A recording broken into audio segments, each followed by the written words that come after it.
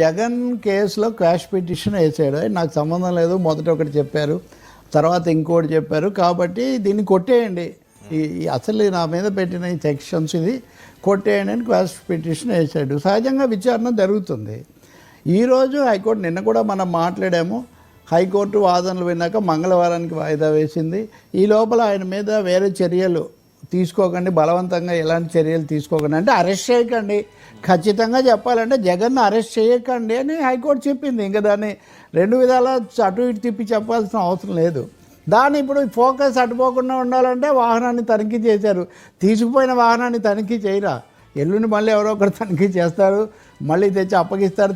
మొన్న నేను ఇదిగా చెప్తూనే ఉన్నా వరుసగా, ఏంటంటే ఒక ఘటన జరిగింది, దాంట్లో మేము మొదట అలా చెప్పాము, తర్వాత మాకు సమాచారం వచ్చింది, మేము కేసు పెట్టామన్నారు, వెళ్ళనుకుంటే అది పోలీసుల అధికార పరిధిలోదే, దాన్ని వీళ్ళు సవాల్ చేస్తారు, కోర్టు చెప్తుంది.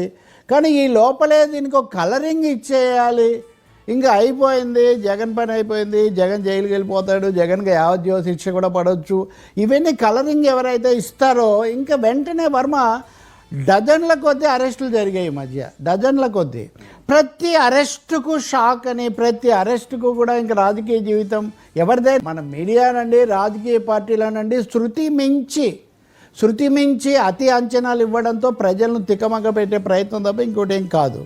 తప్పకుండా పోలీసులే రెండు రకాలుగా ఇచ్చినప్పుడు దాన్ని వాళ్ళు సవాల్ చేసినప్పుడు కోర్టు ఏం చెప్తుందో చెప్తుంది. ఈరోజు నిన్న అడిగారు, ఇంకొక మాట నేను మొన్న కూడా చెప్పాను, ఈ 3 సార్లు ఇది వాయిదా పడ్డానికి ప్రభుత్వ వాదన వినిపించకపోవడం కారణం. ప్రభుత్వ వాదన వాళ్ళు చెప్పిన దాన్ని కౌంటర్ చేయడం తప్ప ప్రభుత్వం తరపు వాదన పోలీసుల నుంచి రావడం లేదు. వస్తున్న వాదనలతో న్యాయమూర్తులు మళ్ళీ ప్రశ్నలు వేస్తున్నారు.